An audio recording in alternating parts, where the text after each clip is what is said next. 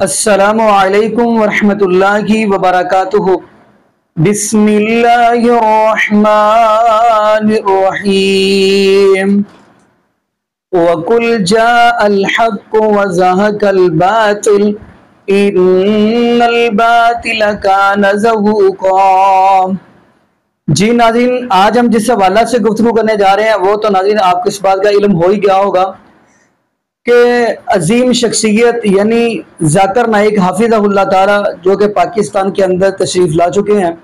तो नाज़रीन आपने उनका इस्तकबाल भी खैर देखा होगा, इस्तकबाल तो आपने खैर देख लिया, लेकिन उनका जो पहला इंटरव्यू है वो आपको मैं दिखाना चाह रहा हूँ और उस पर हम बात भी करेंगे। तो नाज़रीन इंटरव्यू जो हुआ है उससे ये पूछा जा रहा है आया कि आपको डर नहीं लगा।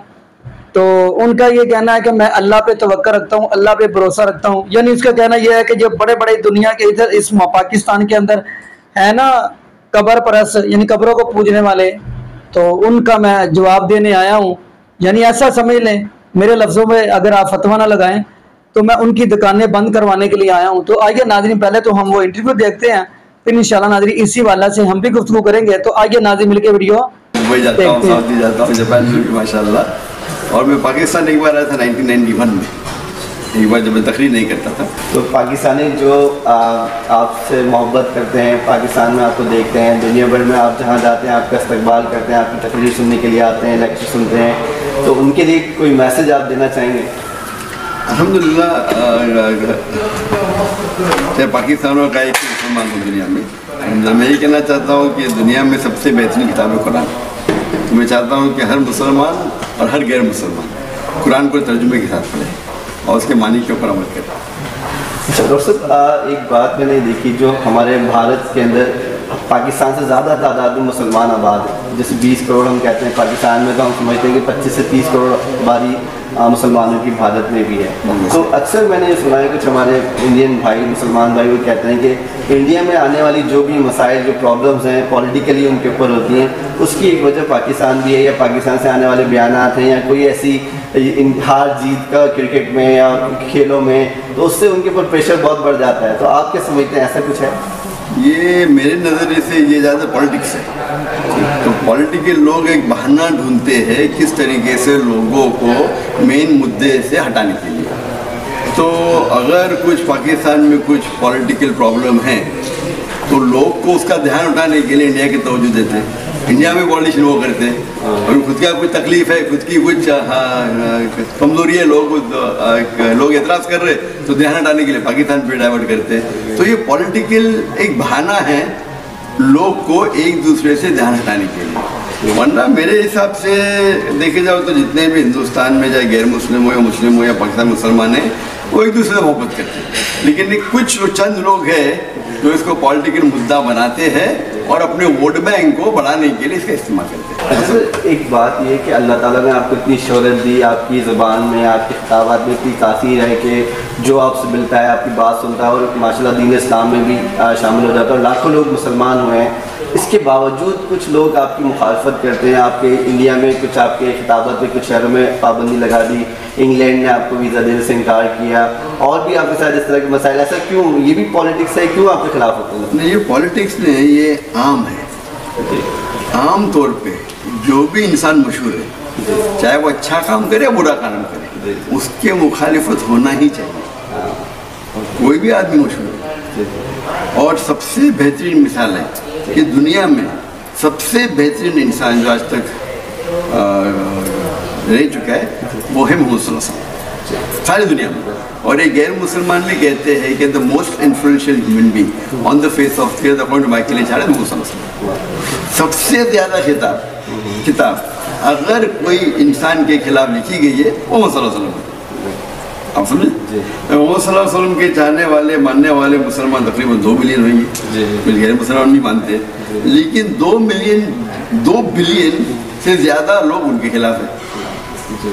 उसी तरीके से कोई भी इंसान पॉपुलर, अच्छा काम करे बुरा काम करे, उसके लोग खिलाफ होने चाहिए। और कुरान की आयत है सूरह फुरकान में, सूरह नंबर 25 आयत नंबर 30 में, हर पैगंबर के पीछे हमने दुश्मन रखे। और मोहम्मद सल्लल्लाहु अलैहि वसल्लम के आखिरी पैगंबर, उनके खिलाफ दुश्मन होना ही चाहिए ताकि मतलब। इसीलिए मैं कहता हूँ कि जो लोग मोहम्मद सल्लल्लाहु अलैहि वसल्लम की क्रिटिक है, मिसाल के तौर पर अरुण शूरी, ये कुरान को सही साबित कर रहे हैं। अगर मोहम्मद सल्लल्लाहु अलैहि वसल्लम के दुश्मन मिट जाएंगे तो कुरान गलत साबित होगा। तो मैं कहता हूँ कि जितने मोहम्मद सल्लल्लाहु अलैहि वसल्लम के दुश्मन हैं, 2 साल तक अपना मुंह बंद रखो और कुरान गलत साबित हो जाएंगे, वही मुमकिन ही नहीं। तो अरुण शूरी जैसे लोग कुरान को सही साबित कर रहे हैं। मैं तो कोई बड़ा इंसान हूँ नहीं, मैं तो छोटा हूँ, लेकिन थोड़ी बहुत अल्लाह के फजल से जो भी शोहरत मिली, उसके बाद जाहिर है कि लोग खिलाफ बात करेंगे। और मेरा मेन मिशन है लाइफ का, पीस इन एवरी होम, इस्लाम हर घर में पहुँचना चाहिए। अल्लाह के रसूल है कि अल्लाह के रसूल कहते हैं कि इंशाअल्लाह एक दिन इस्लाम हर घर में पहुँचेगा। मैं अल्लाह से दुआ करता हूँ कि मुझे और पीस टीवी के ज़रिए इस्लाम को हर घर में पहुँचाए। और मेरा एक मिशन है कि मुसलमान को जोड़ना। अफसोस की बात है कि मुसलमान फ़िरक़ों में बटे हुए, जैसा अल्लाह के रसूल फरमाते हैं कि इस्लाम में 73 फ़िरके होंगे, उसमें से एक ही सही होगा। और अल्लाह ताला फरमाते सूरह नंबर 6 आयत नंबर 159 में कि अगर कोई भी इस्लाम में फ़िरके बनाता है, या रसूल आपको उनसे कोई लेना देना नहीं, तो फ़िरके बनाना इस्लाम में हराम है। मेरा मिशन क्या है कि मुसलमान को जोड़ना। ऐसे मुसलमान के दुश्मन इतने बहुत है, अभी हम ही आपस में मिटे, तो मेरा मिशन है कि मुसलमान को जोड़ना। और इसका जो की है, इसका जो सोल्यूशन है वो कुरान में जी फरमाते हैं, सूरह नंबर 3 आयत नंबर 103 में सूरह आल इमरान में, वातसिमू बिहब्लिल्लाहि जमीअन वला तफर्रक़ू, कि अल्लाह की रस्सी को मजबूती से पकड़ो और आपस में मत बटो। अल्लाह की रस्सी है कुरान और सही हदीस। तो मैं लोगों को जोड़ना चाहता हूँ कुरान और सही हदीस की तरफ। तो लोग मुझे पूछते मैं क्या हूँ, सुन्नी हूँ, शिया हूँ, हम्बली हूँ, मलकी हूँ, शाफी हूँ, सुन्नी हूँ, देवबंदी हूँ, बरेलवी हूँ। मैं कहता हूँ मैं मुस्लिम हूँ, कौल इन्ननी मिनल मुस्लिम। तो लोग क्योंकि मेरी बात से मुतासर होके मेरे तरफ आते, तो ये फ़िरकेबाज़ी कम हो रही है। तो फ़िरकेबाज़ी कम होती है, ये ठेकेदार को तकलीफ होती है, आप समझे ना। तो आम पब्लिक साथ है, आप समझे ना। तो मेरा मकसद है मुसलमान को जोड़ना। तो ये लोग जो लोग दुकान लेके बैठे हैं, उनकी दुकान बंद होती है तो लोग खिलाफ बात करते हैं। तो मेरा ये कहना है कि मुसलमान को दावत ही देता हूँ। और अक्सर मुसलमान जापान में नहीं, कहाँ भी बाहर जाते डरते कि मैं दावत दूंगा तो मेरे धंधे में नुकसान होगा, मैं ये होगा, मेरे दुश्मन हो जाएंगे। आप दावत देंगे, लोग आपका इज्जत करेंगे। तो हम मुसलमान को उनको दावत देना चाहिए सही तरीके से, कुरान और सही हदीस की रोशनी में। और मुझे लगता है कि अगर जापान में मेहनत करे तो इंशाअल्लाह काफ़ी लोग इस्लाम कबूल करेंगे। और ये हमारा फ़र्ज़ है कि इस्लाम की दावत लोग गैर मुसलमान तक पहुँचाएँ। बहुत शुक्रिया sir, thank you very much, thank you. नाज़रीन, डॉक्टर जाकिर नाइक वो स्कॉलर हैं जिन्होंने तकरीबन पूरी दुनिया में 11 लाख से ज़ायद मुसलमानों को कलमा पढ़ा कर मुसलमान किया। और इसके अलावा उन्होंने मुख्तलिफ मज़ाहिब के मुख्तलिफ स्कॉलर्स के साथ मुनाजरे भी किए। लिहाजा नाज़रीन, डॉक्टर जाकिर नाइक का बड़े अच्छे तरीके से इस्तकबाल करना चाहिए। मगर इसके साथ साथ डॉक्टर जाकिर नाइक की वो बात भी हमें अपने जहन में रखनी चाहिए जिसकी तरफ डॉक्टर जाकिर नाइक हमारी तवज्जो दिलवा रहे हैं कि बाज़ औक़ात मुख्तलिफ सियासतदान अपनी नाकामियों और अपनी करप्शन से अवाम का ध्यान बटाने के लिए बड़े ऐसे कार्ड्स इस्तेमाल करते हैं। इसी वजह से इस वक्त की हुकूमत ने भी डॉक्टर जाकिर नाइक को उस वक्त बुलाया जब वो आईनी तरामीम करने जा रहे थे। लिहाजा उन्होंने अवाम का आईनी तरामीम से ध्यान हटाने के लिए डॉक्टर जाकिर नाइक को पाकिस्तान में बुलाया ताकि पाकिस्तानी कौम डॉक्टर जाकिर नाइक के इस्तकबाल और उसके लेक्चर्स सुनने में मसरूफ हो जाए और हम चोरों की तरह आईनी तरामीम कर सके और पाकिस्तानी कौम डॉक्टर जाकिर नाइक के इस्तकबाल में और उनके लेक्चर सुनने में इस हद तक मसरूफ हो जाए और अवाम एहतजाज करके उनका रास्ता ना रोक सके। लेकिन नाज़रीन, हमें ये बात अपने जहन में रखनी है।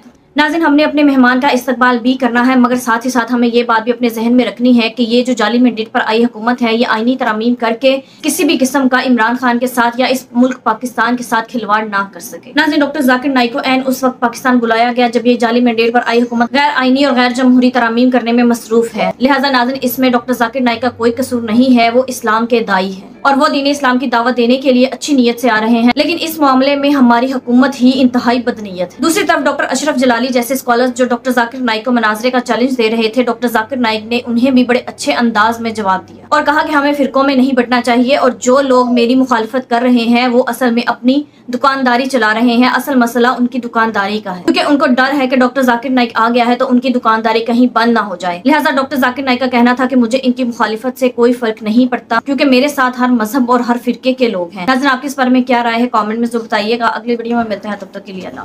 जी नाज़रीन, आपने ये वीडियो मुलादा फरमाई तो नाज़रीन यकीन मानिए ये वो जाकिर नाइक हाफिज़हुल्लाह ताला है जिनके मनाज़िर जितने भी देखेंगे आपको काफिरों के साथ ही देखेंगे। लेकिन एक पाकिस्तान के अंदर भी मौलाना साहब हैं, मैं उनकी इज्जत करता हूँ, अशरफ जलाली हाफिज़हुल्लाह ताला, उनका कहना है ये मेरे साथ मुनाज़रा करे। नाज़रीन, पहले नंबर पे जुमला तो ये बनता आया कि पहले नंबर पे ये बताया कि या क्या ये मुसलमान नहीं है?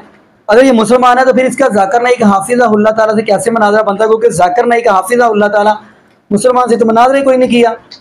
तो अगली बात करते चले, जाकिर नाइक हाफिज़हुल्लाह ताला ये बताने आया है कि बस छोड़ दे ये जो दुनियादार बुजुर्गों की पूजा, कब्रों की पूजा छोड़ के एक रब के दर पे आ जाए। तो ना जी पहले अगला जुमला मेरे ज़हन में एक और मसाल आती है, अगर देखें तो कि अगर अल्लाह रब्बुल आलमीन ने कुरान पाक में ये जुमला जब कह दिया या अय्युहन्नास उअ्बुदू रब्बकुमुल्लज़ी खलक़कुम वल्लज़ीना मिन क़ब्लिकुम लअल्लकुम तत्तक़ून, ऐ लोगों इबादत करो उस रब्बुल आलमीन की जिसने तुमको पैदा किया। ना देखिए अल्लाह ने हमें पैदा किया और हमारे पिछलों को भी पैदा किया, लेकिन अल्लाह पाक फरमाते हैं कि पैदा मैंने किया और आप पूजा किन की कर रहे हो? अल्लाह फरमाते हैं मेरा दर छोड़ के गैरुल्लाह की पूजा कर रहे हो। और हैरानगी वाली बात ये अल्लाह पाक फरमाते हैं नेमतें मेरी खाते हो। जैसे कुरान पाक की आयत है ना, व इन तअद्दू निअमतल्लाहि ला तुहसूहा, ये आंखें किसने दी हैं? अल्लाह ने दी हैं। ये बोलने के लिए ज़ुबान किसने दी है? अल्लाह ने दी है। इस ज़ुबान के साथ आप अल्लाह रब्बुल आलमीन का कुरान छोड़कर, नबी पाक सल्लल्लाहु अलैहि वसल्लम का फरमान छोड़कर आप दुनियादार बुजुर्गों की बातें करें। हमारे पास जब दो चीज़ें जो हैं, कुरान और नबी पाक सल्लल्लाहु अलैहि वसल्लम का फरमान, फिर हमें तीसरी तरफ जाने की ज़रूरत क्या है? ये दो चीज़ें हैं, इसको फॉलो करें आप। तो नाज़रीन, अल्लाह पाक फरमाते हैं कि ये मैंने नेमतें दी हैं, दो आंखें दी हैं, दो हाथ दिए हैं, दो कान दिए हैं। जुमला बड़ा कमाल का है, दो हाथ दिए हैं, दो पाँव दिए हैं चलने के लिए, हाथ दिए पकड़ने के लिए, ज़ुबान दी है बोलने के लिए, आंखें दो दी हैं देखने के लिए। लेकिन अल्लाह पाक फरमाते हैं ये सर जो है ना मैंने एक ही दिया है। सर, ये जो माथा है ना, ये पेशानी एक ही है। ये एक क्यों है? ये इसलिए एक है, अल्लाह पाक फरमाते हैं जैसे मेरा दर एक है ऐसे तुम्हें पेशानी भी एक ही दी है। एक पेशानी एक दर पे ही झुकती अच्छी लगती है, इसलिए अल्लाह पाक ने ये पेशानी एक दी है। ये पेशानी किसी कब्रों के ऊपर नहीं, किसी मज़ारों के ऊपर नहीं, सिर्फ रब्बुल आलमीन के सामने ही झुकती हुई अच्छी लगती है।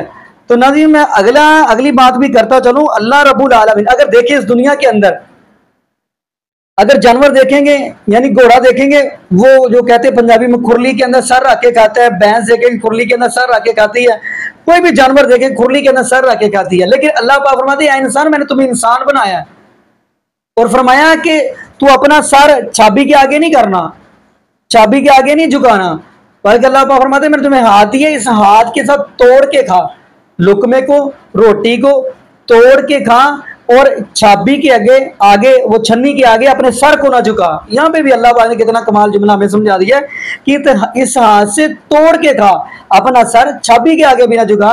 तो नाज़रीन, दुआ करें अल्लाह पाक हमें समझने की तौफीक अता फरमाए और ये भी दुआ करें अल्लाह पाक हमें अकीदा तौहीद नसीब फरमाए। और ये भी दुआ करते चले अल्लाह पाक हमें 5 वक्त का पक्का और सच्चा नमाजी बना दे और अल्लाह पाक हमें नबी पाक सल्लल्लाहु अलैहि वसल्लम की शरीयत के मुताबिक ज़िंदगी गुजारने की सीख दे। और जितने भी बे औलाद जोड़े हैं अल्लाह पाक सबको नेक नूरीना सेहत तंदुरुस्ती वाली ईमान वाली लंबी ज़िंदगी वाली औलाद अता फरमा दे। जज़ाकुमुल्लाहु खैरा, अहसन अल जज़ा। अस्सलामु अलैकुम व रहमतुल्लाहि व बरकातुहू।